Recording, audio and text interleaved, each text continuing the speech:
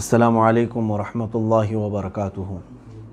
الحمد للہ وکفا وسلام علی حبیبہ المصطفیٰ، اما بعد فاعوذ باللہ من الشیطان الرجیم، بسم اللہ الرحمن الرحیم۔ ان اللہ وملائکتہ یصلون علی النبی یا ایہا الذین آمنوا صلوا علیہ وسلموا تسلیما۔ اللہم صلی وسلم علی سیدنا محمد وآلہ وصحبہ وبارک وسلم صلاۃ دائمۃ سرمدا ابدا۔ عزیزان گرامی وقار، آج رمضان المبارکہ کی 17ویں شب ہے، اور تاریخی اعتبار سے جو رمضان کا 17واں دن آتا ہے بڑی اہمیت کا حامل ہے۔ خاص طور پر پورے عالم اسلام میں اس دن کو اپنے بچوں اور اپنے احباب اقربا کو بتانے کی ضرورت ہے، اس کے احیاء کی ضرورت ہے کہ اس دن کیا ہوا تھا، کیونکہ اسلام کی سب سے پہلی جنگ جو کفار و مشرکین سے لڑی گئی، رسول کریم صلی اللہ تعالیٰ علیہ وسلم کی قیادت میں، آپ کی سرپرستی میں، جس کو جنگ بدر کہا گیا، وہ رمضان المبارک کی 17ویں تاریخ کو پیش آئی تھی۔ 2 ہجری یعنی حضور پاک صلی اللہ تعالیٰ علیہ وسلم کے مکہ مکرمہ سے ہجرت کر کے 2 سال ہوئے تھے ابھی، 2 ہجری میں یہ جنگ واقع ہوئی تھی، اور اس کو قرآن پاک میں اللہ تبارک و تعالیٰ نے جس لفظ سے یاد فرمایا ہے وہ بڑی اہمیت کا حامل ہے۔ اللہ کریم نے فرمایا یوم الفرقان، یعنی حق اور باطل کے درمیان فرق کرنے والا دن ہے یہ۔ اس دن یہ حق اور باطل کے درمیان فرق کر دیا گیا ہے۔ اب اس کی تفصیلات ظاہر سی بات ہے میں ہر سال عرض کرتا ہوں، اور میں سب سے گزارش بھی کرتا ہوں کہ یہ ہماری تاریخ ہے جو اپنے بچوں میں منتقل ہوتی رہنی چاہیے۔ اگر آپ ہمارے اکابرین کی اور ہمارے مجاہدین کی تاریخ بچوں کو نہیں بتائیں گے تو پھر دوسرے چور جو ہے مجاہد بن کر کے تمہارے بچوں کے درمیان داخل ہوں گے، اور پھر جیسے کہ آج پورے سلیبس کو دیکھیں، ہر جگہ کا سسٹم، سارے لوگ ذہن پر کنٹرول کرنے کے لیے نہ جانے کیسی کیسی شخصیات کو ہیرو بنا کر ہمارے بچوں کے ذہن میں ان کی تصویریں بٹھا دیں گے۔ کیوں نہ ہم اپنے بچوں کو ہماری تاریخ بار بار دہرائیں اور ان کے سامنے اس بات کا احساس دلائیں کہ الحمدللہ ہماری تاریخ بہت عظیم ہے، بہت عظیم ہے، اور اتنی عظیم ہے کہ اللہ تبارک و تعالیٰ نے جو وعدہ فرمایا مجاہدین کے ساتھ اس کو پورا فرمایا، حتیٰ کہ یہ وہ جنگ بدر ہے جس میں اللہ نے صحابہ کی مدد کے لیے 5000 فرشتوں کو اتارا تھا۔ 5000 فرشتے زمین پر نازل ہوئے تھے رسول کریم صلی اللہ تعالیٰ علیہ وسلم کے ان اصحاب کی مدد کے لیے۔ میں شروع سے چند باتیں عرض کرتا ہوں کہ اس کا پس منظر کیا تھا، جنگ بدر کیوں واقع ہوئی، کیا وجوہات تھیں۔ اب یہاں سے مجھے ان اعتراضات کو بھی رفع کرنا ہے جو اسلام کے چہرے پر لوگ ڈال کر رکھے ہوئے ہیں، یا گرد و غبار ڈالنے کی کوشش کرتے ہیں کہ یہ تلواروں کا دین ہے، زور زبردستی کی گئی، جہاد کیا گیا اور لوگوں کو مارا گیا، پھر اسلام پھیلایا گیا۔ میں آپ سے ہی سوال کروں گا، یا ہمارے وہ غیر مسلم جن کو اس طرح کی خلش ہو وہ بھی سنیں، اور پھر آپ خود اپنے دل سے جواب دیں کہ حالات جب اس طرح کے آئیں تو آپ اس مقام پر لوگوں کے لیے کیا مشورہ دیں گے۔ میں چند تھوڑی باتوں کے بعد ان تمام چیزوں کو عرض کرتا ہوں۔ بات در حقیقت یوں تھی کہ اللہ کے حبیب صلی اللہ تعالیٰ علیہ وسلم آخری رسول ہیں، اللہ تبارک و تعالیٰ کا دین لے کر یہ تشریف لائے، اور دین کو مکمل اللہ نے آپ پر فرمایا۔ مکہ مکرمہ میں آپ نے اعلان فرمایا جھوٹے خداؤں کی پرستش نہ کرو، جن کو تم نے ہاتھوں سے بنایا ان کی پوجا نہ کرو، جس نے تمہیں پیدا کیا اس کی عبادت کرو۔ یہی تو میرے آقا صلی اللہ علیہ وسلم کی تبلیغ ہے، کیا اس میں کوئی غلط ہے؟ انسان کو اس بات کا یقین دلانا کہ تم جس کے پیچھے لگے ہوئے ہو وہ تمہارا خالق نہیں ہے، تم اس کو پیدا کر رہے ہو، تم اس کو بنا رہے ہو، تم اس کو دیکھ رہے ہو، تو پھر اس کے پاس عبادتیں کیسے کرتے ہو؟ جس نے تمہیں بنایا ہے، جس نے تمہیں اس کائنات میں بسایا ہے، اس کی عبادت کرو۔ تو اللہ تبارک و تعالیٰ کی طرف بلانا رسول کریم صلی اللہ علیہ وسلم کا یہی تو مشن تھا۔ اب مکہ مکرمہ میں مشرکین جو تھے، یعنی جو شرک کرتے تھے، یعنی ایک اللہ کو نہیں ماننا چاہتے تھے، ہزار ان کو تبلیغ دعوت دینے کے بعد بھی تو یہ جتنے دشمنی میں تھے وہ رسول پاک صلی اللہ تعالیٰ علیہ وسلم اور آپ کے جو ایمان لائے ہوئے ساتھی تھے ان کے خلاف کھڑے ہونا شروع ہو گئے۔ روزانہ کوئی نہ کوئی گھٹنا ہوتی تھی، کہیں کسی صحابی کو پکڑا، سارے لوگوں نے مل کے مارا، کیونکہ غریب تھے صحابہ۔ 13 سال تک یہ مصیبتیں برداشت کیا میرے آقا صلی اللہ علیہ وسلم نے مکہ مکرمہ میں، لیکن مجھے آپ بتا نہیں سکتے ان 13 سالوں میں کبھی بھی رسول کریم صلی اللہ علیہ وسلم نے اپنے ان اصحاب کو لے کر کے جنگ کا اعلان کیا ہو، 13 سال تک نہیں کیا۔ تو یہ مکی دور جو تھا وہ برداشت کرنے کا دور تھا، تحمل کا دور تھا۔ رسول کریم صلی اللہ تعالیٰ علیہ وسلم کے ساتھ کیا نہیں کیا ان لوگوں نے، مکہ والوں نے؟ سوشل بائیکاٹ کیا اور آپ کے اصحاب کو آپ کے سامنے مارا، قید کیا، شہید بھی کیا۔ حضرت عمار بن یاسر، حضرت سیدہ سمیہ رضی اللہ تعالیٰ عنہ، یہ وہ لوگ ہیں جو مکہ میں ہی شہید ہو چکے تھے ابتدائی اسلام میں، جن کو مکہ کے کفار نے بنا کسی جرم کے مار دیا تھا۔ اب یہ تمام ظلم و ستم ہوئے، اللہ کا حکم ہوا، میرے آقا صلی اللہ علیہ وسلم نے کیا فرمایا؟ مکہ سے ہجرت فرما کر مدینے تشریف لے آئے، مائیگریٹ کیا۔ یہ مائیگریشن اسلام میں ایک بہت اہم رول ادا کرتی ہے۔ حضور اکرم صلی اللہ تعالیٰ علیہ وسلم نے اپنے اصحاب کو حکم دیا کہ تم جہاں کہیں ہو مدینہ ہجرت کر کے آ جاؤ۔ مدینہ طیبہ چونکہ مکہ کی طرح نہیں تھا، وہاں کے لوگ نرم دل کے تھے، نرم طبیعت کے تھے، انہوں نے رسول کریم صلی اللہ علیہ وسلم کا استقبال کیا۔ اب مدینہ طیبہ میں حضور صلی اللہ علیہ وسلم کو تبلیغ اسلام میں کوئی دقت نہیں تھی، علل اعلان آپ اسلام کی دعوت دے رہے تھے، اور وہاں حضور پاک صلی اللہ علیہ وسلم کے پہنچنے سے پہلے ہی 70 سے زیادہ لوگ اسلام لا چکے تھے۔ کہاں پہ؟ مدینہ طیبہ۔ اب امن و امان کا ماحول قائم ہوا۔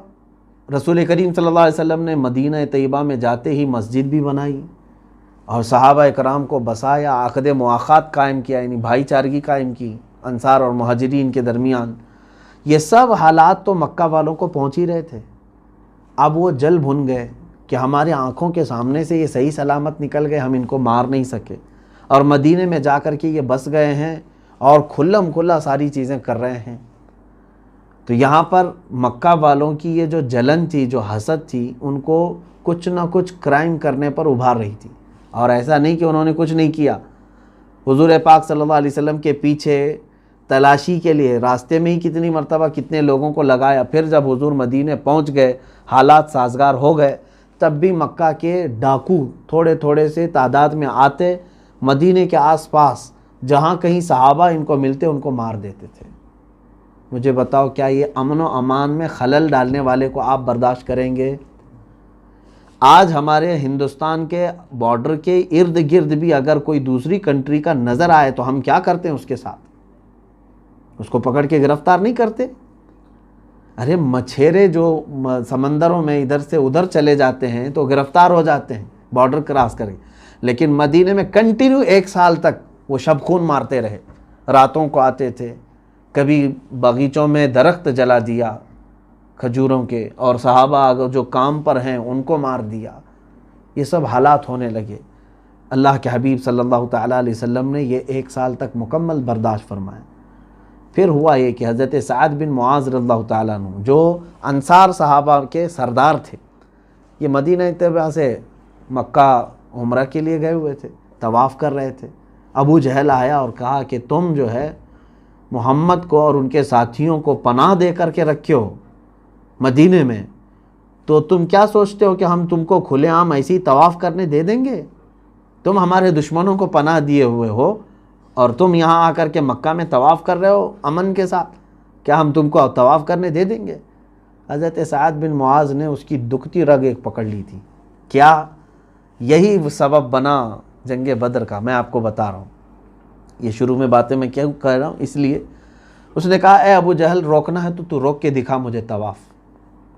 میرا طواف روکتا ہے اور تو مجھے مکہ سے دور کرتا ہے، تو پھر میں ایسی چیز سے تم لوگوں کو روکوں گا جو تمہارے لیے وبال جان بن جائے گی۔ وہ کیا ہے؟ پورے مکہ والوں کی تجارت کا جو راستہ تھا ملک شام، وہ مدینہ ہو کے ہی گزرتا تھا۔ مین سپاٹ پر تھے مدینے والے، اور اگر انہوں نے راستہ روک دیا تو مکہ کی ساری تجارت ختم ہو جائے گی۔ نہ ملک شام کا کوئی قافلہ ادھر آئے گا، نہ مکہ والے اپنی تجارت کے لیے ملک شام جائیں گے۔ تو یہ مین شاہراہ پر اگر صحابہ مدینہ طیبہ سے نکل کر راستہ روک لے، ابو جہل کو انہوں نے یہ جو دھمکی دی وہ خاموش ہو گیا، پیچھے ہٹ گیا۔ اب بات اتنی بڑھ گئی کہ ابو جہل سب کو ورغلانے لگا کہ اب تو وہ ہمارے راستے کو بھی روکنے کی بات کر رہے ہیں۔ حضرت سعد بن معاذ یہ کہہ کر کے آ گئے تو ان کے دلوں میں یہ کھلبلی مچ گئی کہ کیا حقیقت میں مسلمان ہمارا راستہ روکیں گے؟ مٹھی بھر جماعت ہے یہ۔ اور ہوا بھی کہ غیظ و غضب میں انہوں نے 10-12 لوگوں کو بھیجا ادھر ادھر کچھ شبخون مارنے کے لیے۔ حضور پاک صلی اللہ علیہ وسلم نے بھی اپنے 10-12 صحابہ کو بھیجا کہ اگر اس طرح سے کہیں وہ پھٹکتے ہوئے دکھیں تو ان کو ان کا راستہ دکھا دینا۔ حضرت عبداللہ بن جہش رضی اللہ تعالیٰ عنہ تھے اس میں، تو یہ گئے باہر، تو حضرمی نام کا ایک شخص جو مکہ کا تھا گرفتار ہو گیا، اس کو قتل بھی کر دیا انہوں نے۔ اب یہاں سے آگ بھڑک گئی مکہ والوں کی، حالانکہ چھیڑ رہے کون تھے؟ مکہ والے چھیڑ رہے، کنٹینیو 13 سال وہاں ستائے، اور جب ہجرت کر کے مدینے آئے یہاں پر بھی چین سے رہنے نہیں دیتے۔ اب اللہ کے نبی صلی اللہ علیہ وسلم نے فرمایا اب ناگزیر ہو گیا ہے، ان کو سبق سکھانا ضروری ہے، ورنہ یہ امن کے ساتھ چین و سکون کے ساتھ رہنے نہیں دیں گے۔ کیا کریں؟ تو حضور پاک صلی اللہ تعالیٰ علیہ وسلم کی طرف سے ایسی ہی ایک خبر پہنچ گئی مکہ میں، حالانکہ حضور پاک صلی اللہ علیہ وسلم نکلے نہیں تھے۔ ابو سفیان جو ہے اس زمانے میں کافروں کے سردار، اور ان کو قافلے کا سردار بنا کر کے ملک شام تجارت کے لیے مکہ والوں نے بھیجا اور کہا حضرمی کا ہم انتقام لے کر کے رہیں گے جو محمد کے ساتھیوں نے قتل کیا، لہٰذا پورے مکہ والے اپنے سامان تجارت جو کچھ بھی ہے سب لگا دو، اتنا نفع کما کر کے آؤں گا ملک شام سے کہ اس نفع سے ہم جنگ لڑیں گے، بہت بھاری بھرکم جنگ، اتنی کہ وہ ہمیشہ لوگ یاد رکھیں گے۔ پورے مکہ والوں میں جوش آیا، سارا مال لا کر کے لگا دیے، اور وہ سارا مال لے کر کے قافلہ کہاں چلا؟ ملک شام۔ اور افواہ پھیل گئی مکہ میں، ابو سفیان تجارت بھی کر چکا اور ساری نفع بھی کما چکا، واپس آنے کے وقت خامخواہ جو ہے ایک بات پہنچی کہ محمد صلی اللہ علیہ وسلم اپنے ساتھیوں کو لے کر کے مکہ والوں کے اس قافلے پر حملہ کرنے کے لیے نکلے ہیں۔ تو ابو جہل نے سارے لوگوں کو ورغلایا کہ اگر ایسی بات ہے تو پھر ہمیں اپنا مال تجارت بچانا ضروری ہے۔ ابو سفیان کو بھی خبر ہو گئی تھی ملک شام سے جو نکلا تھا کہ محمد صلی اللہ علیہ وسلم اور ان کے ساتھی میرے قافلے کی طاق میں بیٹھے، گھات لگا کر حملہ کر سکتے ہیں۔ اس نے قاصد بھی بھیجا تھا مکہ والوں کے کہ اپنا مال تجارت بچانے کے لیے سب لوگ نکل کے آؤ، پوری جنگ کی تیاری کے ساتھ۔ وہ لوگ 1000 کی تعداد میں وہاں سے نکلے۔ مکہ میں کوئی باقی نہیں تھا، ابو لہب صرف رہ گیا تھا، باقی سارے جتنے سرداران قریش ہیں سب کے سب نکلے تھے۔ اب نکل کر کے وہ سارے لوگ آئے، ابھی زیادہ دور مکہ سے نہیں نکلے تھے کہ ابو سفیان نے وہ مدینے کا راستہ چینج کر کے ساحلی راستوں سے اپنے قافلے کو گزارا اور مکہ تک پہنچ گیا۔ قافلہ صحیح سلامت پہنچ گیا، نہ مال لٹا، نہ حملہ ہوا، کچھ بھی نہیں ہوا، کچھ نہیں ہوا۔ ابو سفیان نے کہا ہم مال تجارت کو بچانے کے لیے نکل رہے تھے مکہ سے، اب ضرورت نہیں ہے، چلو واپس جاؤ۔ لیکن ابو جہل نے کیا کہا؟ نہیں، ہم چلیں گے بدر تک۔ بدر اس وقت ایک جگہ کا نام ہے، وہاں بدر نام کا ایک کنواں تھا یا کئی کنویں تھے، وہاں پر سالانہ میلہ لگتا تھا اور یہ لوگ گاتے بجاتے کھاتے تھے، سب مستی کرتے عیش کرتے، 2-3 دن پھر چلے جاتے تھے۔ اکثر آس پاس کے سب بدر میں جمع ہوتے۔ ابو جہل نے کہا ہم بدر تک جائیں گے، ناچیں گے، گائیں گے، خوب عیش کریں گے، اور محمد اور ان کے ساتھیوں کو ان کی یہ جرأت کیسی ہوئی اس کا مزہ چکا کر کے آئیں گے کہ ہمارے قافلے کو روکنے کا سوچا کیسے۔ وہ لوگ نکلے تو میرے آقا صلی اللہ علیہ وسلم کو خبر ہو گئی۔ اللہ کے حبیب صلی اللہ علیہ وسلم نے اپنے صحابہ سے فرمایا کہ چلو ان کے مدینے آنے سے پہلے ان کو روکا جائے، اگر وہ یہاں تک پہنچیں تو مدینے کی خرابی ہوگی کہ گھروں پر حملے ہوں گے، عورتیں بچے یہ تکلیف میں آئیں گے، نکلو۔ تو صحابہ اکرام رضوان اللہ تعالیٰ علیہ مجمعین میں اس وقت جتنے تھے سب کو حضور نے ساتھ لے لیا۔ اب یہ جو قافلہ نکلا رمضان المبارک کی اس مقدس مہینے میں نکلا، 313 اس میں تھے۔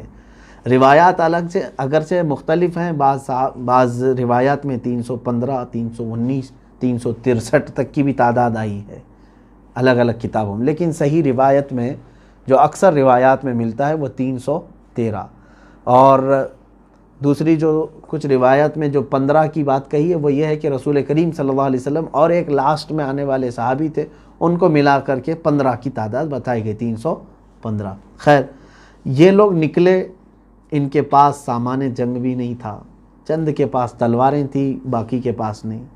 اکثر اب آپ اندازہ کریں 313 لوگوں میں کتنوں کے پاس گھوڑے تھے؟ صرف 2 گھوڑے ہیں، صرف 2 گھوڑے ہیں۔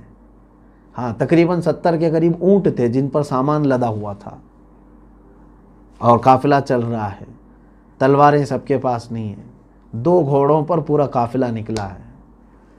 اور اس میں میرے آقا صلی اللہ تعالیٰ علیہ وسلم کے ساتھ نکلے ہوئے صحابہ میں تقریباً 5 یا 6 بچے بھی تھے، ان کو جنگ کرنے کی اجازت بھی نہیں تھی لیکن وہ شریک تھے۔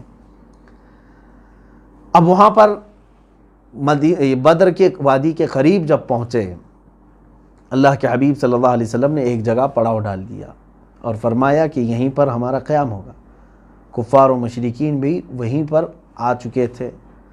اللہ کے حبیب صلی اللہ علیہ وسلم جس زمین پر اپنا خیمہ نصب کیے وہ ریتیلی زمین تھی، بالو کی زمین، پیر پھسل رہے تھے اور سارے صحابہ گھبرائے ہوئے تھے، ڈرے ہوئے تھے ان کی بڑی تعداد کو دیکھ کر کے، 1000 سے زیادہ۔ اور اچھا، ان کے اس میں 650 لوگ زرہ پوش ہیں اور تقریباً 100 سے زیادہ گھوڑے ہیں۔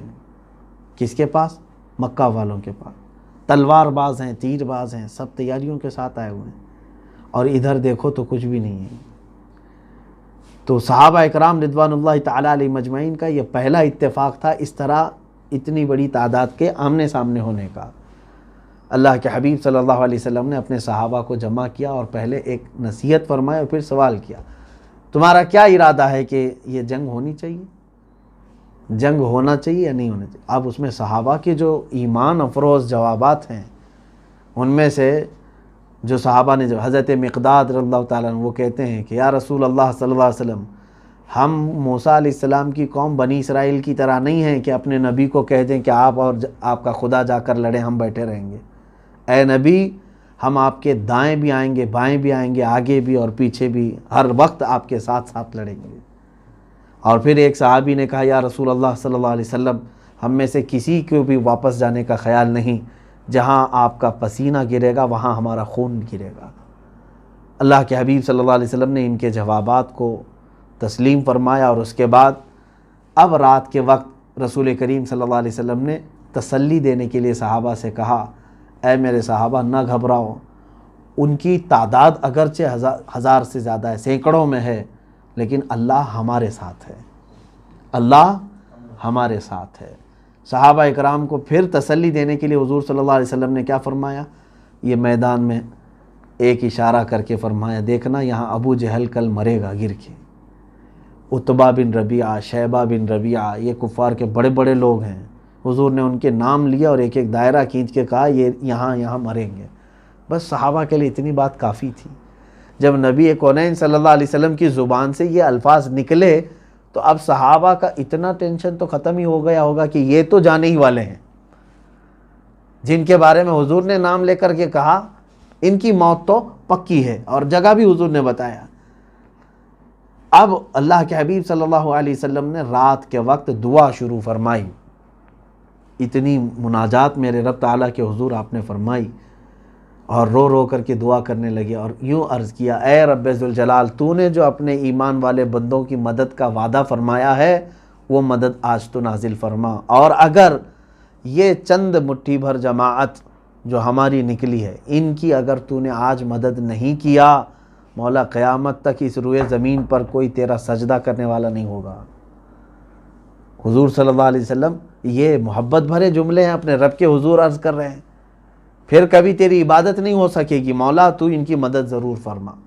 سیدنا ابو بکر صدیق رضی اللہ تعالیٰ عنہ کھڑے تھے، حضور صلی اللہ علیہ وسلم سے وہ کہنے لگے، آقا بس فرمائیں، اس لیے کہ مولا تعالیٰ آپ کی ضرور مدد فرمائے گا، آپ کی دعا کو اللہ رد نہیں فرمائے گا۔ بارش شروع ہو گئی، بارش شروع ہو گئی رات کے بعد۔ اب مسئلہ ایسا تھا کہ حضور جس طرف کھڑے یا قیام کیے تھے ریت کی زمین ہے، بالو ہے، اور کفار و مشرکین نے اچھی مٹی والی زمین اپنے لیے منتخب کر لی تھی کہ گھوڑے نہ پھسلیں اس پہ۔ اب بارش آنے کے بعد ہوا یہ کہ ریت جم گئی، مضبوط ہو جاتی ہے، پانی گرتے ساتھ ہی ریت مضبوط ہو گئی، اور مٹی والی زمین پورا کیچڑ ہو گئی۔ تو حضور صلی اللہ علیہ وسلم نے فرمایا یہ اللہ کی پہلی مدد ہے۔ ان کے پیر پھسلنے لگ گئے، چکنی مٹی تھی، اور ان کے گھوڑے ادھر سے ادھر پھسلنے لگ گئے، رات کے وقت تھی۔ اب صبح ہوئی یہی 17 رمضان المبارک کی، فیصلہ کن جنگ تھی یہ، اور کفار و مشرکین جو غرور میں چڑھے ہوئے تھے، نشہ تھا ان کو، تکبر اتنا، گھمنڈ اتنا، وہ خاطر میں نہیں لاتے، کیونکہ مکہ میں اتنا صحابہ کو مارا تھا، پریشان کیا تھا، ان کے گھر لوٹے تھے، ان کو ایسے ہی لگتا تھا کہ ابھی بھی ہم ان کو کچا چبا جائیں گے۔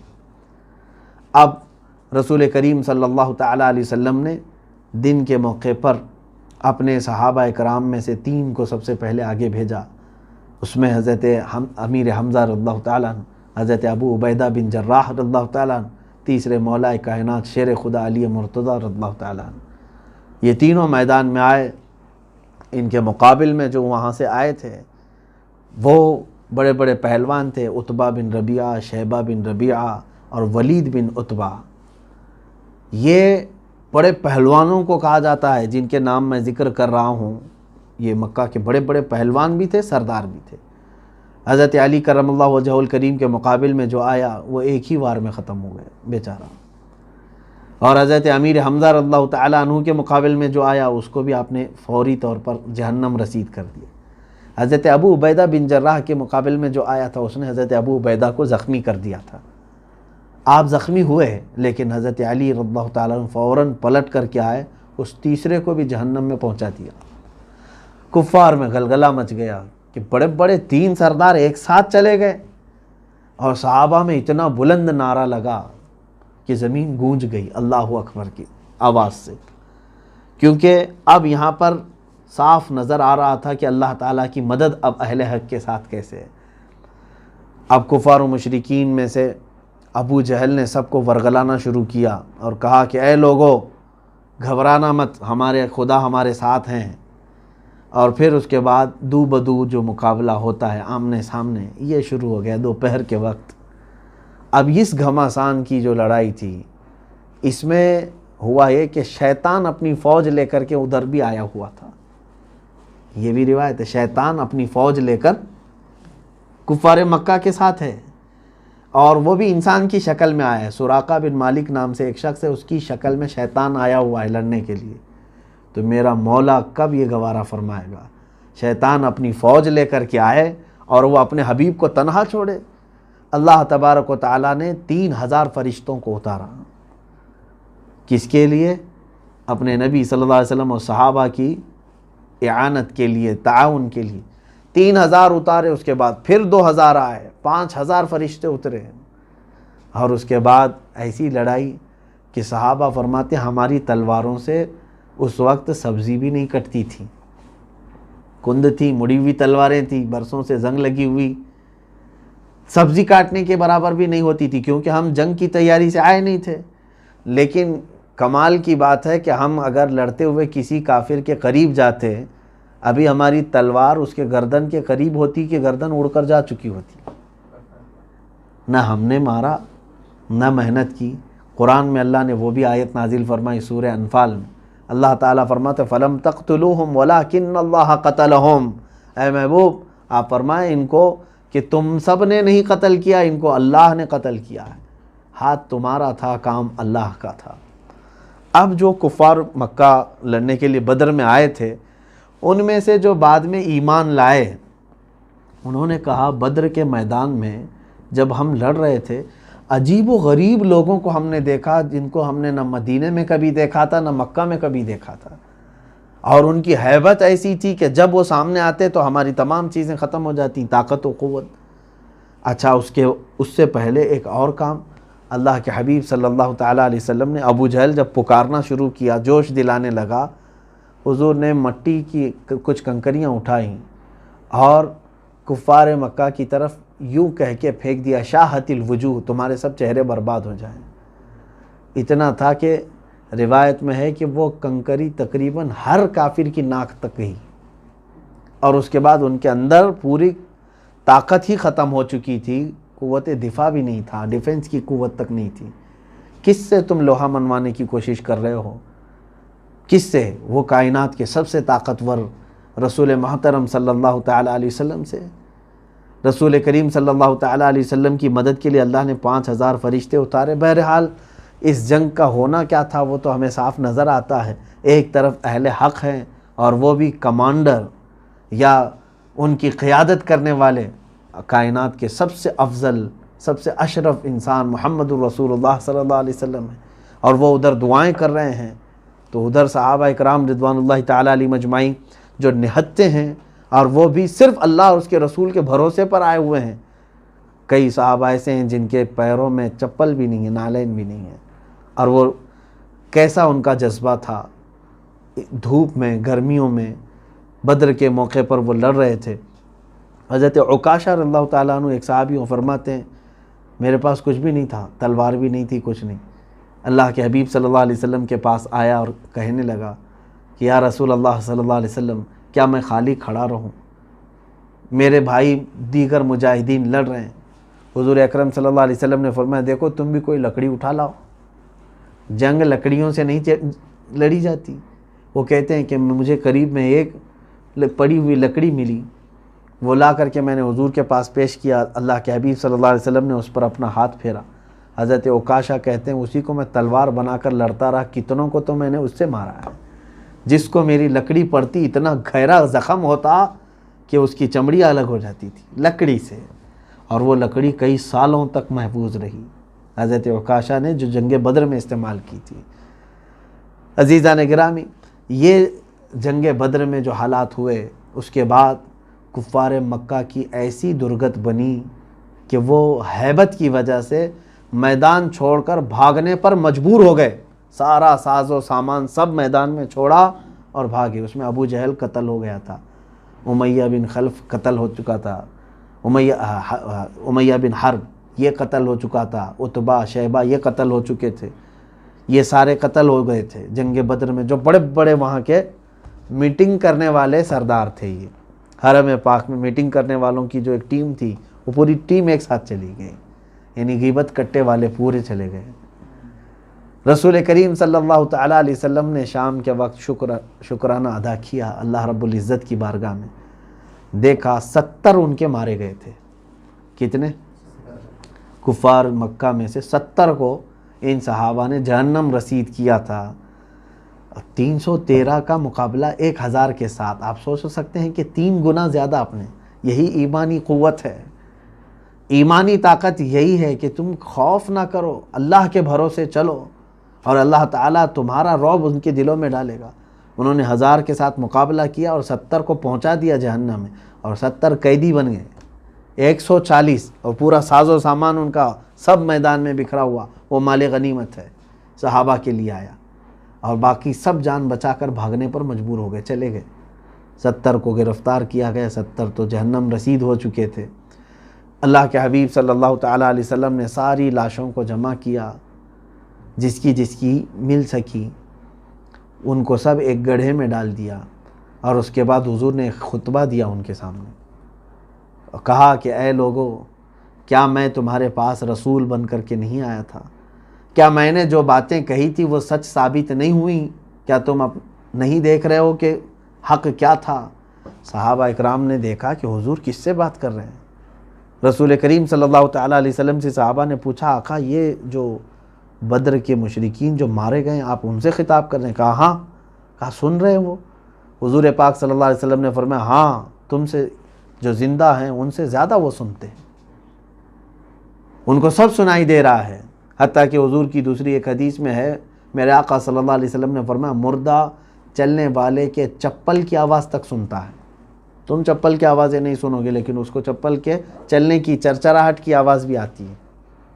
اب یہاں اندازہ کریں، ایک بات تو مجھے یہ کہنی ہے کہ مشرکین بدر جو بدر میں آئے ہوئے تھے، قتل ہو گئے، ان کو جب رسول کریم صلی اللہ علیہ وسلم خطاب کر رہے ہیں اور یہ فرما رہے ہیں وہ سن سکتے ہیں، پھر یہاں تو لوگ اولیاء اکرام کے سننے پر اعتراض کر رہے ہیں۔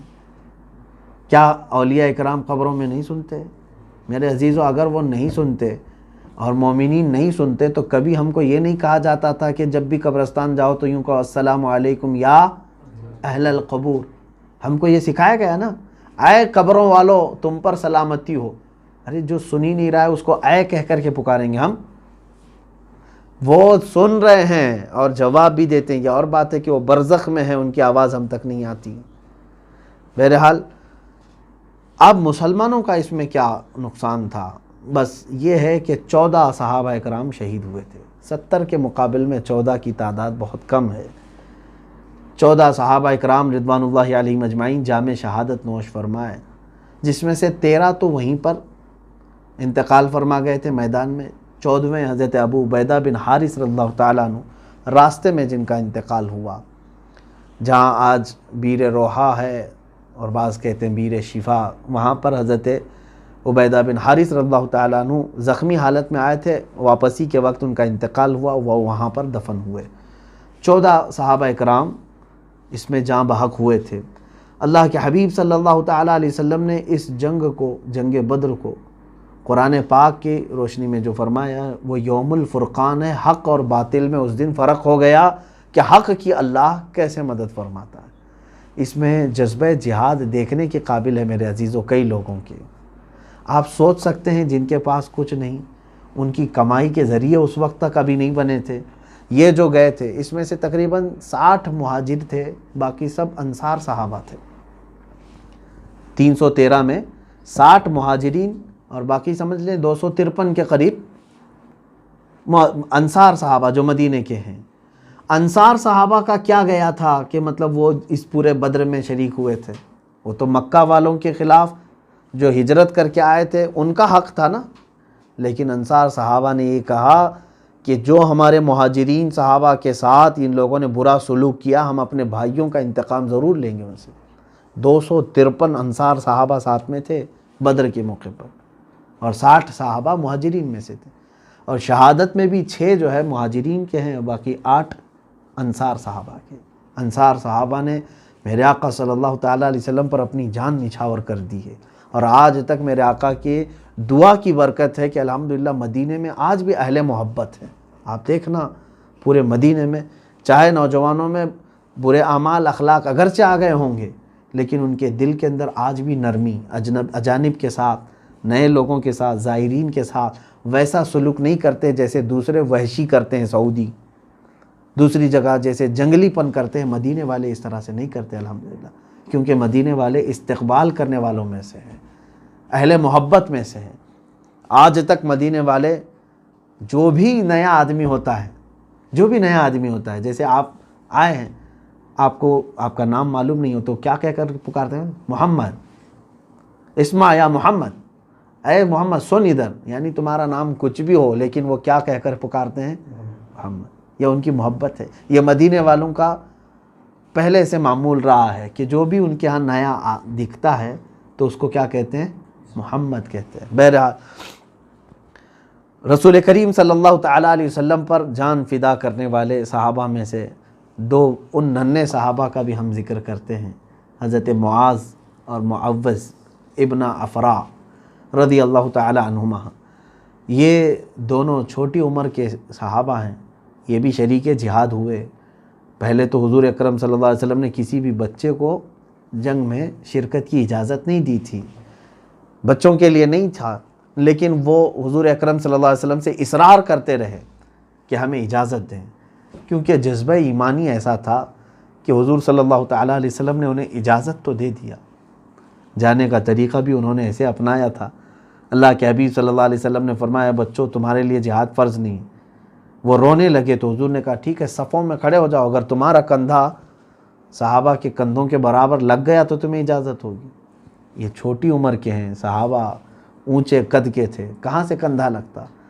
یہ دونوں بچے دور سے پتھر اٹھا کر کے لائے اور پتھر پر چڑھ کر کے اپنی انگلیاں یعنی ایڑیاں اٹھا دی, پنجوں کے بل کھڑے ہو گئے. اب ان کا کندھا صحابہ کے کندھے کے قریب ہو گیا, لگ گیا. میرے آقا صلی اللہ علیہ وسلم سے یہ عمل تو پوشیدہ نہیں تھا, آپ دیکھ رہے تھے. اللہ کے نبی صلی اللہ علیہ وسلم نے ان کی اس جذبے کو دیکھا تو اجازت مرحمت فرمائی. شانے سے شانہ ملا, جانے کا بہانہ ملا. وہ دونوں صحابہ چھوٹی عمر کے ہیں، لیکن جیسے ہی میدان میں پہنچتے ہیں، اب سنیے، جب گھماسان کی جنگ چل رہی ہے، حضرت عبد الرحمن ابن عوف رضی اللہ تعالیٰ عنہ فرماتے ہیں یہ 2 بچے میرے پاس آئے، انہوں نے پوچھا چچا جان ابو جہل کس گستاخ کا نام ہے؟ انہوں نے دیکھا تک نہیں تھا اس وقت۔ کہا بیٹا تم کیا کرو گے اس کا؟ کہنے لگے سنا ہے میرے مصطفیٰ کریم صلی اللہ علیہ وسلم کی شان میں وہ گالیاں دیتا ہے، کیا کرو گے؟ کہا اس کو جہنم رسید کریں گے، جہاں اس کا ٹھکانہ ہے ہم اس کو وہاں پہنچائیں گے۔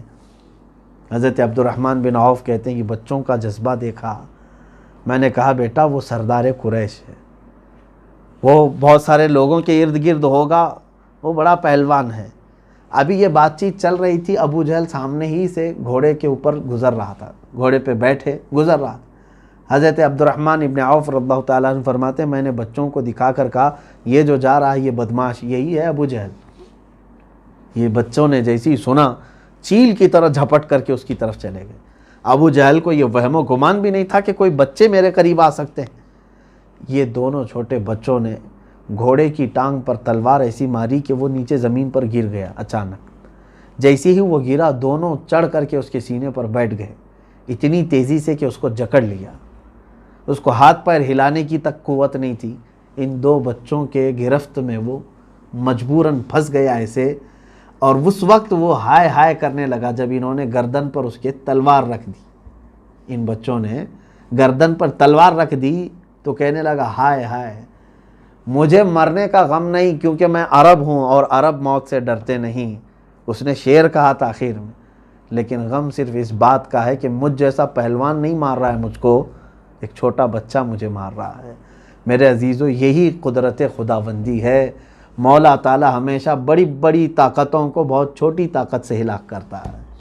نمرود اگر مچھر سے مر گیا، فرعون پانی سے ہلاک ہو گیا، شداد ٹھوکر سے اگر مر گیا، قارون زمین میں دھس کر چلا گیا، تو اسی طرح ابو جہل کو بھی کسی چھوٹی ہی چیز سے ہلاک ہونا تھا۔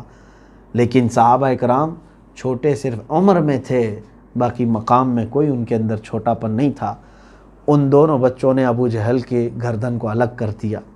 اب مکہ کے یہ جتنے مشرکین تھے ان میں ایک بہت بڑا یہ مسئلہ پھیل گیا کہ ابو جہل سردار قریش مارا گیا اور وہ بھی بچوں نے مارا ہے۔ بھگدڑ مچ گئی، سب ایک دوسرے پر ٹوٹ پڑے کہ پکڑو ان بچوں کو پہلے۔ یہ بچے تو وہاں سے صحیح سلامت نکل کے آ ہی گئے تھے، لیکن اس میں سے حضرت معاذ رضی اللہ تعالیٰ عنہ جو بڑے صاحبزادے ہیں، ان کے مونڈھے پر کسی کافر نے تلوار چلا دی، یعنی ہاتھ پر، جس کی وجہ سے ان کا ہاتھ کٹ گیا، اور ہاتھ کٹا ایسے کہ بغل کی چمڑی سے لٹک رہا تھا، پوری طور پر کٹا نہیں، سیدھا ہاتھ جب ان کا کٹا، اس وقت بھی اس بچے نے ہمت نہیں ہاری، یہاں ہم ٹھوکر پر بیٹھ جائیں گے۔ وہ ہاتھ کٹ گیا ہے اور چمڑی سے لٹکا ہوا ہے بغل کی، دوسرے ہاتھ میں تلوار اٹھائی اور للکارنا شروع کیا، اے ظالمو اے گستاخو اب بھی میرے اندر دم باقی ہے۔ اور پھر اسی طرح سے للکارتے ہوئے سامنے آتے تھے۔ صحابہ فرماتے ہیں کہ ہم نے ان بچوں کو دیکھا، حضرت معاذ رضی اللہ تعالیٰ عنہ نے اپنا ہاتھ پیر میں نیچے رکھ کر کے دبایا اور کھینچ کے نکال دیا جو چمڑی سے لٹکا ہوا تھا۔ کیوں؟ وہ کہہ رہے ہیں کہ بار بار یہ ہاتھ لٹک لٹک کر کے سامنے آ جاتا تھا، اب جب یہ اس کا جوڑ ختم ہو گیا ہے تو لٹک کر کے ہاتھ چمڑی سے باہر نکل کے آ جاتا، ادھر سامنے آتا تھا۔ تو معاذ نے کہا مجھے اس ہاتھ کی ضرورت نہیں جو اللہ کی رضا حاصل کرنے میں خلل اندازی کر رہا ہو، نکال کر پھینک دیا۔ یہ اور بات ہے کہ یہ دونوں بچوں کی شہادت ہوئی ہے اس میدان میں، دونوں بچے اس میدان میں شہید ہوئے۔ بدر کے سب سے خوش نصیب صحابہ، حضور صلی اللہ علیہ وسلم کے سارے صحابہ میں افضل صحابہ خلفائے راشدین ہیں۔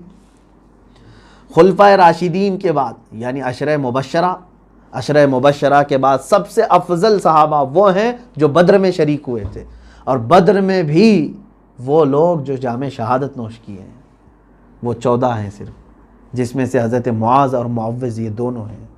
اے میرے عزیزو یہ بچے کس گھر کی پروان چڑھے ہوئے تھے، یہ بچے کون سے گھر میں پلے ہوئے تھے؟ کیا پورے معاشرے میں ڈھونڈ کر کے ایک نوجوان ایسا نکالو گے؟ آج تو پوری دنیا میرے آقا صلی اللہ تعالیٰ علیہ وسلم کو گالیاں دینا اور گندے کارٹون بنانا اور میرے آقا صلی اللہ علیہ وسلم کی شان میں توہین کرنا ایک پورا کھیل بنا رکھی ہے۔ پورا انٹرنیٹ بھرا رہتا ہے گالیوں سے۔ آج صرف اور صرف ایمان کے خون کے اندر ہمارے ٹھنڈک آ گئی ہے، خون جمنا شروع ہو چکا ہے۔ میرے عزیزو، جن لوگوں نے بھی ان کو تہ تیغ کیا، جہنم رسید کیا ہے گستاخان رسول کو، یقیناً وہ دنیا کے بہت اعظم اور افضل لوگ ہیں۔ میری پگڑی ان کے قدموں پر ہو، جنہوں نے ناموس رسالت علی صاحب الصلاۃ والسلام کے لیے کھڑا ہونے کا شرف حاصل کیا ہے۔ عزیزان گرامی، آج اگر ہم سب کو کوئی چیز جوڑ سکتی ہے تو اتحاد اتحاد اتحاد کی باتیں کرتے ہیں۔ میں کہتا ہوں ایک ہی چیز جوڑے گی، وہ ہے ناموس رسالت صلی اللہ علیہ وسلم۔ میرے آقا صلی اللہ علیہ وسلم کے لیے مر مٹنے کا جذبہ پیدا کرو، پھر دیکھو سب ہم جمع ہوں گے۔ ہم اپنے مفادات کے لیے تو باہر نکل آتے ہیں، گھر میں کوئی چیز خراب ہو گئی تو آپ اس کے لیے باہر آ جاؤ گے، آج تمہاری صحت کے لیے کوئی کچھ معاملات ہو جائیں تو باہر آ جاؤ گے۔ ناموس رسالت کے لیے جب تک تم باہر آنے کی کوشش نہیں کرتے، تب تک تمہاری عزتوں کا کوئی بھروسہ نہیں ہے۔ امام غزالی رحمۃ اللہ تعالیٰ علیہ نے یہ فرمایا ہے کہ جب امت مصطفیٰ اپنے نبی کی گستاخیوں کو برداشت کرنے کی عادت ڈال لے تو انتظار کرو، چند دنوں کے بعد ان کی عورتیں بچے سب نیلام ہو جائیں گے، ان کے سامنے ان کے چھیتڑے اڑائے جائیں گے، لیکن وہ کچھ نہ کر سکیں گے۔ وہ دن آئیں گے ہمارے ساتھ اگر ہم اسی طرح خاموش رہے۔ عزیزان گرامی وقار، مصطفیٰ کریم صلی اللہ تعالیٰ علیہ وسلم پر جتنے اوچھے حملے کیے تھے مکہ والوں نے، مدینے کے یہ 313 صحابہ نے ان کے دانت کھٹے کر دیے تھے، ان کو ناکوں تلے چنے چبا دیے تھے۔ اگرچہ ان کے پاس کچھ سامان نہیں تھا، لیکن مکہ والوں کو کیسے للکارا انہوں نے، قسم خدا کی انہوں نے یہ پیغام دیا، خبردار مکہ والوں، تم طاقت میں اگرچہ کتنے بھی زیادہ ہو، آنکھ اٹھا کر نہ دیکھنا ہمارے نبی کی طرف۔ بدر میں بھی اور احد میں بھی یہی ایک صحابی ہیں جو حضور صلی اللہ علیہ وسلم کے دفاع میں کھڑے ہیں، میرے آقا صلی اللہ علیہ وسلم کا خیمہ لگا سامنے۔ ایک وقت ایسا آ گیا کہ تیروں کی بارش شروع ہو گئی، جو صحابی حضور کی حفاظت کے لیے کھڑے تھے ان کے جسم پہ 80 تیر لگے تھے، لیکن وہ ٹس سے مس نہیں ہوئے، ایک تیر بھی میرے نبی کی طرف نہ آنے پایا۔ وہ صحابہ کا جذبہ تھا۔ میرے عزیزوں، بدر ہمیں یہی تعلیم دیتا ہے کہ اپنے بچوں کو ناموس رسالت سکھاؤ، اور اگر تم نے محبت مصطفیٰ صلی اللہ علیہ وسلم اپنے بچوں کو پلا دیا، ایک دن آئے گا کہ تم ساری محبتیں خود اکٹھا کر لوگے، ہر کوئی تمہاری محبت کرے گا، تم سے محبت کرے گا، کیونکہ اللہ کا یہ ذمہ کرم پر ہے، اللہ کے ذمہ کرم پر ہے تمہاری محبت لوگوں کے دلوں میں ڈالنا۔ اگر تم نے اپنے بچوں کو اللہ اس کے رسول کی محبت ڈالی تو اللہ تمہارے بچوں کے دلوں میں تمہاری عظمت اور محبت ڈالے گا۔ آج بدر کے یہ تمام معاملات دیکھنے کے بعد میرے عزیزو، تاریخ پھر سے ہمارے سامنے اسی طرح کی دہرائی جاتی ہے۔ اب میں آتا ہوں ان اعتراضات پر جو میں نے شروع میں کہا تھا۔ نان مسلم، غیر مسلم یا کوئی بھی ملحد ایتھسٹ اگر اس کو ایسا لگتا ہے کہ جہاد کوئی ایک سخت قسم کا حکم ہے اسلام میں، تو میں اس سے کہتا ہوں کہ تیرے گھر کے آس پاس اگر تجھے 13 سال پریشان کر دیا جائے اور لوٹ مار مچائی جائے، تمہارے بچوں کو قتل کیا جائے، تب تم کیا ایکشن لوگے؟ کیا کوئی ایکشن نہیں لوگے؟ مصطفیٰ کریم صلی اللہ علیہ وسلم اور صحابہ نے 13 سال جو برداشت کیا مکہ میں، وہ کیوں نہیں بتاتے آج؟ وہ کیوں نہیں کہتے ہیں؟ 13 سال تک مکہ میں کبھی حضور نے حملہ کیا؟ ہر چیز برداشت کی۔ 3 سال تک تم نے بائیکاٹ کر کے رکھا تھا میرے آقا کا، چمڑے کھائے ہیں، پتے کھائے ہیں رسول کریم صلی اللہ علیہ وسلم، اور اسی غم میں ماں خدیجۃ الکبریٰ کا انتقال ہو چکا ہے۔ حضور اکرم صلی اللہ علیہ وسلم نے پہاڑ اٹھائے وہاں پر غموں کے، اور اتنے دنوں میں کبھی پلٹ کر کے حملہ نہیں فرمایا، اور مدینہ آنے کے بعد اب بھی تم سکون سے نہیں رہنے دو گے، شب خون مارنے کے لیے 10 12 کے جتھے بھیجو گے، درخت جلا کر کے جائیں گے، نہتے صحابہ کو مار کے جائیں گے، تب بھی ہم ڈیفنس نہیں کریں گے؟ تب بھی ہم ڈیفنس نہیں کریں گے؟ میرے آقا صلی اللہ علیہ وسلم نے جو ڈیفنس کیا، اسی کا نام جہاد ہے، اور میں کہتا ہوں اس طرح کا حق پوری دنیا میں ہر انسان کو حاصل ہونا چاہیے۔ کیا نہیں حاصل ہے؟ ہر ملک کو یہ پاور حاصل ہے۔ یہ ظالم پروپیگنڈا پھیلاتے ہیں میڈیا، دجالی میڈیا، جہاد جہاد جہاد نام سے۔ جہاد کو کیا سمجھ رکھا ہے تم نے؟ جہاد کوئی ناپاک نام ہے؟ جہاد اسلام کا ایک پوتر لفظ ہے، مقدس ورڈ ہے، اور اسی ورڈ کو اگر تم سمجھو گے تو ہم بھی اپنے ملک کی حفاظت کر سکیں گے۔ جو ہمارے ملک کی طرف اور اس کی ساکھ کو، اس کی سالمیت کو خطرہ بنے، ہم اس کے ساتھ لڑیں گے۔ یہی ہے جہاد جو ہے، کسی کو جان بوجھ کر کے قتل کرنے کا نام نہیں۔ جہاد یہ نہیں ہے کہ بم باندھ کر کے مجمع میں جا کر ناحق بچوں کو، عورتوں کو اڑا دیں۔ اگر کوئی اس طرح کی بدنامی کر رہا ہے جہاد کی تو اس کا کوئی تعلق نہیں ہے اسلام سے۔ میں نہیں مانتا کہ ایسا کوئی جہاد ہوتا ہے کہ بم باندھ کر کے پبلک ایریے میں آ کر کے کوئی اڑا دیا، اس کا نام جہاد ہے۔ جہاد یہ نہیں ہے۔ جہاد ہمیں جو اس کی تعلیمات ہیں، میں دعوت دینا چاہتا ہوں ان لوگوں کو کہ پہلے پڑھو اسلام کو پھر بولو۔ صرف میڈیا میں بیٹھ کر کے بھونکنے کا مطلب ایجوکیشن نہیں کہتے اس کو۔ اور اکثر تو جاہل لوگوں کو لا کر کے اینکر بنایا گیا، بیٹھایا گیا، ان کو پتہ ہی نہیں ہے ہوتا کیا ہے اسلام، قرآن، میرے آقا صلی اللہ علیہ وسلم کی سیرت، تم کیا جانو؟ جہالت میں پوری زندگی گزر گئی۔ ہندوستان کے بڑے بڑے لوگ، بلکہ پوری دنیا کے بڑے بڑے جنہوں نے تعلیم میں اپنی پوری عمر کھپا دی ہے، انہوں نے میرے آقا صلی اللہ علیہ وسلم کو سمجھا ہے۔ گاندھی جی نے خود کہا ہے، حضرت ابو بکر، حضرت عمر کی سیرت پڑھ کر کے، کیا یہ تاریخ میں موجود نہیں ہے؟ بڑے بڑے، میں وہ کسی اور موقع پر عرض کروں گا، نان مسلم رائٹرز ہیں، مفکرین ہیں، دانشور ہیں، سائنٹسٹ ہیں، انہوں نے کہا ہے محمد صلی اللہ تعالیٰ علیہ وسلم کی تعلیمات سے پوری دنیا میں کیسے امن آ سکتا ہے۔ ہم کوئی آتنکواد، دہشت گرد، اس طرح کے الفاظ کو جانتے تک نہیں۔ اسلاموفوبیا تم لا رہے ہو آج، ٹھیک ہے، پروپیگنڈا یہی آج چل رہا ہے جو مکہ والوں نے حسد میں کیا تھا۔ میرے آقا صلی اللہ علیہ وسلم کو جادوگر کہا تھا، شاعر کہا تھا، ساحر کہا تھا، مجنوں کہا تھا، معاذ اللہ رب العالمین۔ وہی چیزیں تو آج یہ بھی کر رہے ہیں نا، پھیلا رہے ہیں۔ لیکن میں اپنے مسلمان بھائیوں سے، بہنوں سے کہوں گا، ہزار پروپیگنڈا پھیلائیں، تم جواب کیسے دے سکتے ہو؟ انہی اخلاق رسول کے ذریعے سے۔ میرے آقا نے کیسے جواب دیا تھا؟ اپنے وہ پیارے اخلاق سے جو ہر ایک کا دل موہ لیتے ہیں۔ آج ضرورت اس بات کی ہے، نوجوان، بچے، عورتیں میرے آقا صلی اللہ علیہ وسلم کے اخلاق کی طرف آئیں۔ دنیا کو آج بتانے کی ضرورت ہے کہ میرے نبی کون تھے۔ اللہ کے حبیب صلی اللہ علیہ وسلم کا دل کتنا شفیق تھا، کتنا رفیق تھا، کتنے نرم تھے، وہ آج بتانے کی ضرورت ہے۔ وہ آپ اپنے اخلاق سے بتا سکتے ہیں۔ آج آپ اپنے اخلاق کے ذریعے سے پوری دنیا کو اس پورے پروپیگنڈے کے خلاف کھڑے ہو کر کے اظہار کر سکتے ہیں۔ اللہ رب العزت ہم سب کو ان تمام واہیات اور خرافات اور ان کے پھیلائے ہوئے پروپیگنڈوں سے محفوظ فرمائے۔ میں آخر میں جنگ بدر کے ان اصحاب کے متعلق ضرور عرض کروں گا کہ جو لوگ شریک جہاد ہوئے تھے، 313 صحابہ، ان کے ناموں کے متعلق جو روایات ہمیں ملی ہیں بزرگان دین کی، انہوں نے فرمایا کہ کئی مشائخ نے فرمایا کہ یہ اصحاب بدر کے ناموں میں اللہ تعالیٰ نے اتنی تاثیر رکھی ہے کہ اگر مریض پڑھ کر کے دم کریں تو اللہ انہیں شفا عطا فرمائے۔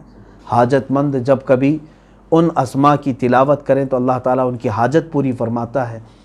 وہ یقیناً کیوں نہیں تاثیر ہوگی اصحاب بدر کی؟ میں نے ابھی کل ہی کی تفسیر میں کہا، اصحاب کہف جو 7 لوگ تھے اور ان کے زمانے میں کوئی نبی بھی نہیں تھے، وہ کسی نبی کے ساتھی بھی نہیں، خود نبی بھی نہیں، کسی نبی کے صحابی بھی نہیں، پھر بھی ان کے ناموں میں اتنی برکت ہے اصحاب کہف کی کہ اگر کسی مکان پر آویزاں کر دیں تو وہ مکان چوری سے محفوظ ہوگا، جہاز میں اگر ہو پانی کے تو وہ جہاز غرق ہونے سے محفوظ ہو جائے۔ تو پھر جو محمد عربی صلی اللہ تعالیٰ علیہ وسلم کے صحابی ہیں، اور وہ بھی جان نچھاور کرنے والے صحابی اصحاب بدر، کیا ان کے ناموں میں تاثیر نہیں ہوگی، برکت نہیں ہوگی؟ بہت بڑی برکت ہے، اور ہمارا معمول ہے الحمدللہ ہم ان اصحاب بدر کے ناموں کی تلاوت بھی کرتے ہیں، ان کے توسل سے اللہ کی بارگاہ میں دعا بھی کرتے ہیں، اور الحمدللہ یہ میرا خود کا تجربہ بھی ہے، بارہا جن اہم مقامات پر ان کے توسل سے دعا کیا گیا اللہ تعالیٰ نے قبول بھی فرمایا۔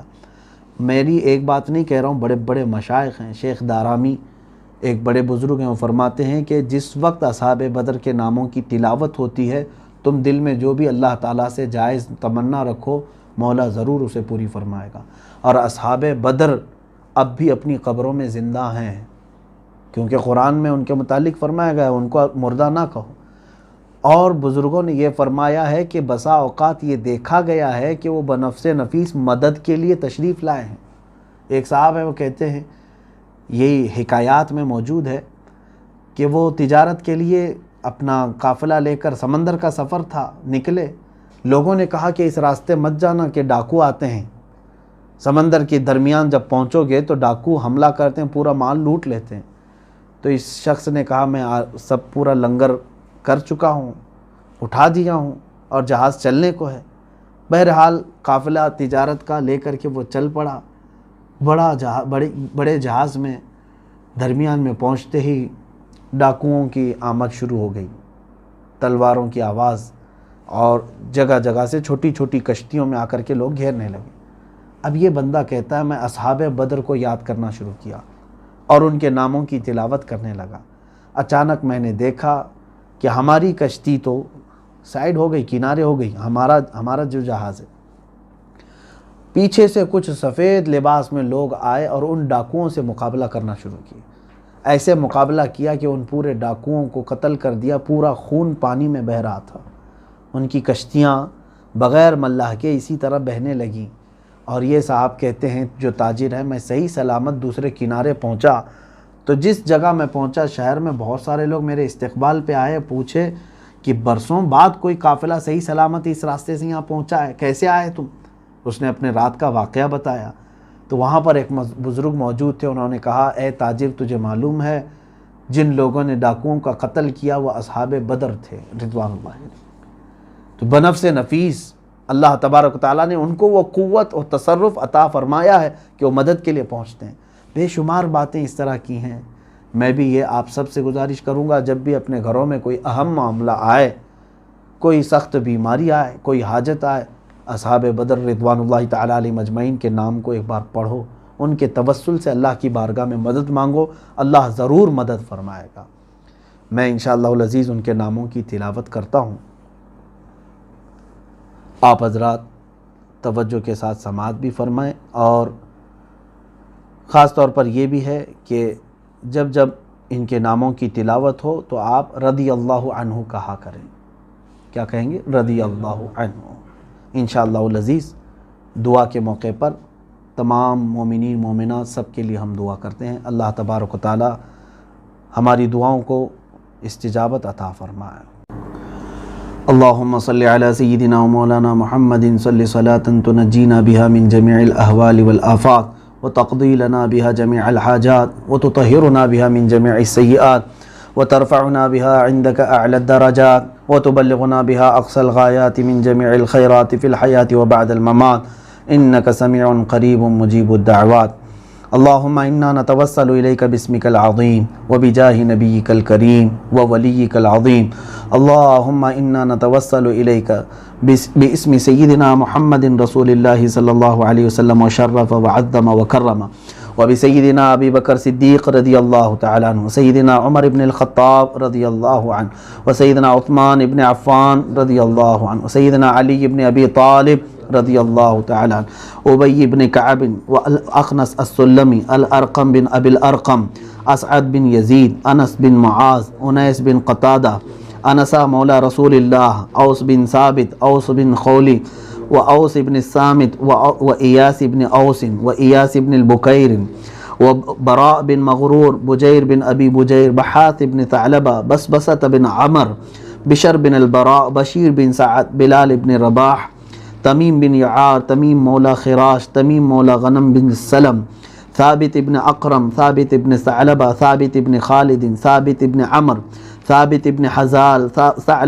ثعلبة بن حاطب، ثعلبة بن عمر، وثعلبة بن عنمة، ثقف بن عمر، جابر بن عبد الله، جبر بن عتيق، جبار بن صخر، جبير بن إياس، جابر بن عبد الله بن عمر، حارث بن أنس بن مالك، حارث بن أوس، حارث بن أوس بن معاذ، حارث بن حاطب، الحارث بن خزمة الخزرجي، الحارث بن خزمة الأوسي، الحارث بن أبي خزمة، الحارث بن الصمة، الحارث بن عرفجة، الحارث بن القيس، الحارث بن قيس الخزرجي، الحارث بن النعمان، حارثة بن سراقة، حارثة بن عمير، حارثة بن النعمان، حاتب بن أبي بلتعة، حاتب بن عمر، الحباب بن المنذر، حبیب بن الاسود، حیرام بن ملحان، حریث بن زید، الحسین بن الحارث، حمزہ بن عبد المطلب، حمزہ بن الحمیر، خارجۃ بن زید، خالد بن البکیر، خالد بن قیس، خباب بن الارد، خباب مولا عتبہ، خبیب بن اساف، خداش بن قتادہ، خراش بن الصمہ،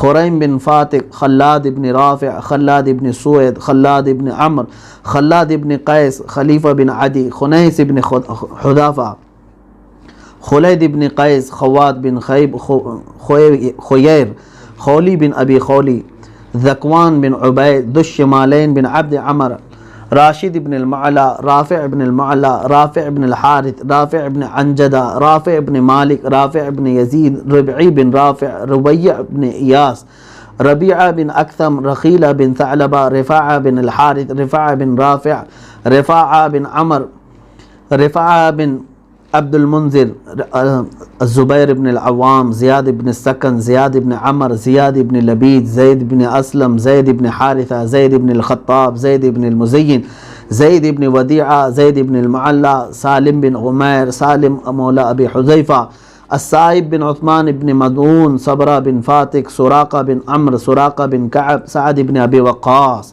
سعد بن خولہ، سعد بن خیثمہ، سعد بن زید الاوسی، سعد بن زید المہاجر، سعد بن الربیع، سعد بن سعد، سعید بن سہل، سعد بن عبادہ، سعد بن عبید، سعد بن عثمان، سعد بن معاذ، سعد مولا حاتب، سفیان بن بشر، سلمہ بن اسلم، سلمہ بن ثابت، سلمہ بن سلامہ، سلید بن قیس، سلیم بن الحارث، سلیم بن عمر، سلیم بن قیس، سلیم بن ملیحان، سماک بن سعد، سنان بن صیفی، سنان بن ابی سنان، سہل ابن حنیف، سہل بن رافع، سہل بن عتیق، سہل بن قیس، سہل بن وہب، سہیل بن رافع، سواد بن رزن، سواد بن غزیہ، سویبت بن حرملہ، شجاع بن وہب، شریک بن انس، شماس بن عثمان، صبیح مولا العاصی، صبیح مولا العاصی، صفوان بن وہب، صیفی بن سواد، صہیب بن سنان، ضحاک بن حارثہ، ضحاک بن عمر، ضمرہ بن عمر، طفیل بن الحارث، طفیل بن مالک، طفیل بن نعمان، طلحہ بن عبید اللہ، طلیب بن عمیر، عاصم بن ثابت، عاصم بن عدی، عاصم بن البکیر، عاصم بن قیس، عاصم بن البکیر، عامر بن الربیعہ، عامر بن امیہ، عامر بن البکیر، عامر بن سعد، عامر بن سلمہ، عامر بن فہیرہ، عامر بن مخلد، عامر بن السکن، عباد بن بشر، عباد بن قیس، عبادہ بن صامت، عبداللہ بن قیس، عبداللہ بن ثعلبہ، عبداللہ بن جبیر، عبداللہ بن جحش، عبداللہ بن الجد، عبداللہ بن حمیر، عبداللہ بن الربیع، عبداللہ بن رواحہ، عبداللہ بن زید، عبداللہ بن سراقہ، عبداللہ بن سلمہ، عبداللہ بن سہل، عبداللہ بن سہیل، عبداللہ بن شریک، عبداللہ بن طارق، عبداللہ بن عامر، عبداللہ بن مناف، عبداللہ بن عرفۃ، عبداللہ بن عمر، عبداللہ بن عمیر، عبداللہ بن قیس، عبداللہ بن کعب، عبداللہ بن مخرمہ، عبداللہ بن مسعود، عبداللہ بن مدعون، عبداللہ بن النعمان، عبد الرحمن بن جبر، عبد الرحمن بن عوف، عبد رب بن حق، عبدۃ بن الحسحاس، عبس بن عامر، عائد بن معامد، عبید بن اوس، عبید بن التیہان، عبید بن زید، عبید بن ابی عبید، عبیدۃ بن الحارث، عتبان بن مالک، عتبہ بن ربیعہ، عتبہ بن عبداللہ، عتبہ بن غزوان، عثمان بن عفان، عثمان بن مدعون، العجلان بن النعمان، عدی بن ابی زغبہ، عثمہ بن الحسین، عسیمۃ الاشجعی، عتیبۃ بن نویرہ، عقبہ بن عامر، عقبہ بن عثمان، عقبہ بن وہب الانصاری، عقبہ بن وہب المہاجر، عکاشہ بن محسن، عمار بن یاسر، عمارۃ بن حزم، عمارۃ بن زیاد، عمر بن ایاس، عمر بن الجموح، عمر بن الحارث المہاجر، عمر بن الحارث الانصاری، عمر بن سراقہ، عمر بن ابی سرح، عمر بن طلق، عمر بن قیس، عمر بن معبد، عمر بن معاذ، عمر بن ثعلبہ، عمیر بن حرام، عمیر بن الحمام، عمیر بن عامر، عمیر بن عوف، عمیر بن ابی وقاص، عوف بن ابی الحارث، اویم بن ساعدہ، عیاض بن زہیر، غنام بن اوس، فاکہہ بن بشیر، فروہ بن عمر، قتادہ بن نعمان، قدامہ بن مدعون، قطبہ ابن عامر، قیس ابن عمر، قیس بن محسن، قیس بن مخلد، کعب بن جمار، کعب بن زید، لبدہ بن قیس، مالک بن ابی خولی، مالک بن دخشم، مالک بن ربیعہ، مالک بن رفاعہ، مالک بن عمر، مالک بن قدامہ، مالک بن مسعود، مالک بن نمیلہ، مبشر بن عبد المنذر، المجزر بن زیاد، محرز ابن عامر، محرز ابن نضلہ، محمد بن مسلمہ، مدلاج بن عمر، مرثد بن ابی مرثد، مستح بن اثاثہ، مسعود بن اوس، مسعود بن خلدہ، مسعود بن ربیعہ، مسعود بن زید، مسعود بن سعد، مسعود بن عبد سعد، مصعب بن عمیر، معاذ بن جبل، معاذ بن الحارث، معاذ بن الصمہ، معاذ بن عمرو،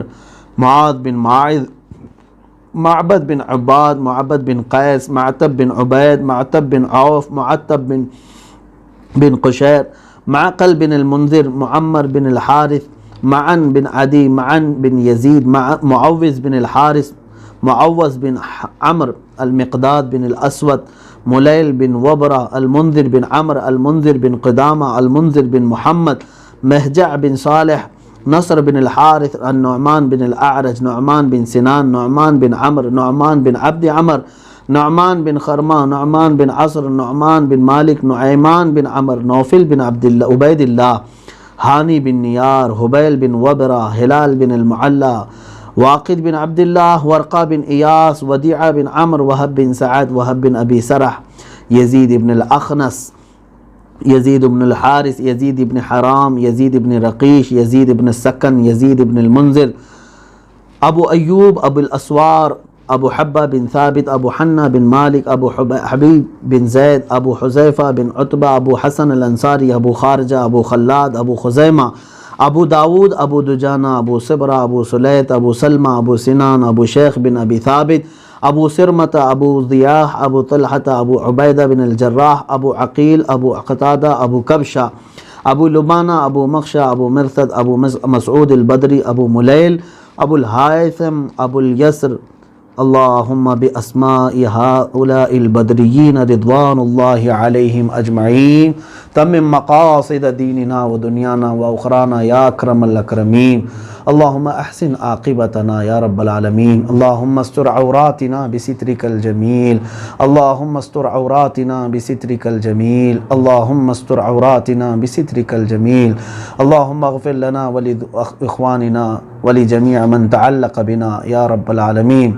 ربنا اغفر لنا ولإخواننا الذين سبقونا بالإيمان ولا تجعل في قلوبنا غلا للذين آمنوا ربنا إنك رؤوف رحيم إلهي أنت الذي تعلم السر والإعلان وما في القلوب إلهي أنت الذي قلت لا تقنطوا من رحمة الله إن الله يغفر الذنوب جميعا وأنت بقولك صادق لست بمكذوب نجنا نجنا نجنا يا الله من الغم والكرب العظيم وأنت غياث كل مكروب ومصروف ومظلوم وأنت على كل شيء قدير يا رب العالمين يا أكرم الأكرمين يا أحسن الخالقين لا تدع لنا من هذا المقام المستجاب والوقت المستجاب ذنبا إلا غفرته ولا دينا إلا قضيته ولا غما إلا فرجته ولا سحرا إلا أبطلته ولا مريضا إلا شفيته ولا غائبا إلا رددته ولا مسافرا إلا أحضرته ولا حاجة في الدين والدنيا إلا قضيتها يا رب العالمين اللهم ارزقنا توبة قبل الموت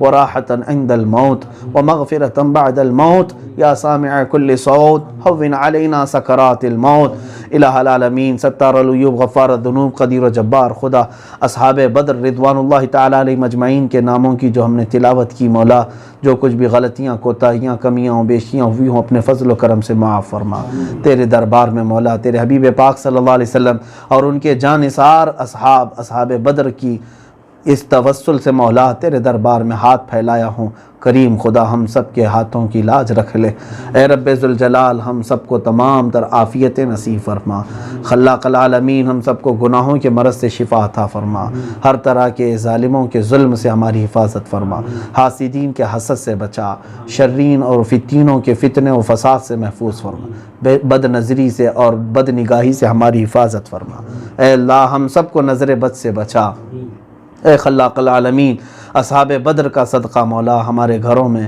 ہمارے اہل خانہ ہمارے رشتہ دار ہمارے احبہ اقربا دوست و احباب سب کو مولا ذلت والی بیماریوں سے محفوظ فرما، کینسر اور ایڈز جیسی مہلک بیماریوں سے مولا ہم سب کی حفاظت فرما، عزت کے ساتھ زندگی عطا فرما، عزت کے ساتھ ایمان پہ خاتمہ عطا فرما۔ اے کریم خدا ارحم الراحمین، یقیناً ہم گناہوں میں ڈوبے ہوئے ہیں مولا، خطا کار ہیں، اسیاں شعار ہیں، سیاہ کار ہیں، خار ہیں، بدکار ہیں، ڈوبے ہوئے ذلت میں ہیں، کچھ بھی ہیں لیکن تیرے محبوب کی امت میں ہیں۔ اے رب ذوالجلال، تجھے تیرے نبی کا واسطہ، اصحاب بدر کا واسطہ، ہم سب کے سینوں کو علم دین کے لیے کشادہ فرما، قرآن کے لیے کشادہ فرما۔ اے الہ العالمین، ہم سب پر آنے والی زمینی آسمانی بلاؤں سے ہماری حفاظت فرما، ہمارے آس پڑوس اور پورے اہل اسلام کو مولا آفات ارضیہ، آفات سماویہ سے محفوظ فرما۔ ہمارے گھروں میں مولا غیب سے تو حلال روزیاں عطا فرما، برکتوں کا نزول فرما، بے برکتی سے اور حرام روزیوں سے ہمارے گھروں کی حفاظت فرما۔ جو پریشان حال ہیں ان کی پریشانیوں کو دور کر دے، جو بے اولاد ہیں انہیں صالح اولاد عطا فرما۔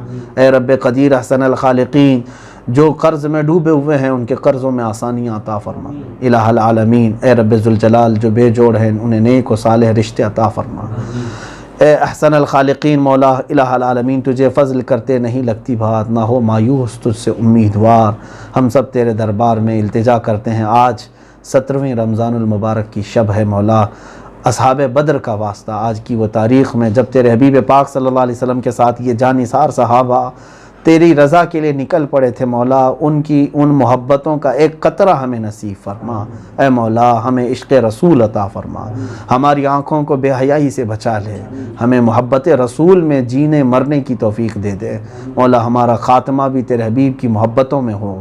اے رب ذوالجلال، اخیر میں اتنی التجا ہے، دنیا ہم نے بہت دیکھی ہے مولا، ان آنکھوں کے ہمیشہ بند ہونے سے پہلے ایک بار ان آنکھوں کو تیرے حبیب پاک صلی اللہ علیہ وسلم کے چہرے جہاں آرا کی زیارت نصیب فرما، ان کے جمال جہاں آرا کی زیارت نصیب فرما مولا۔ اخیر میں مولا، ہم سب کی تمام تر کوتاہیوں سے اگر تو ناراض ہے تو ہم سب کو معاف کر دے، پورے مولا دنیا میں امن و امان عطا فرما۔ اے رب ذوالجلال، یہ کرونا وائرس کی جو وبا کے نام سے ہمیں ڈرایا گیا پھیلی ہوئی وبا ہے مولا، یہ تمام خوف سے، ڈر سے، اس وبا سے، بلا سے ہم سب کی حفاظت فرما۔ اے رب ذوالجلال، ہم چاہے مر جائیں، کچھ بھی ہو جائے مولا، تیری مسجدوں کے دروازے کشادہ فرما دے، حرمین طیبین کو تو پھر سے کھول دے مولا۔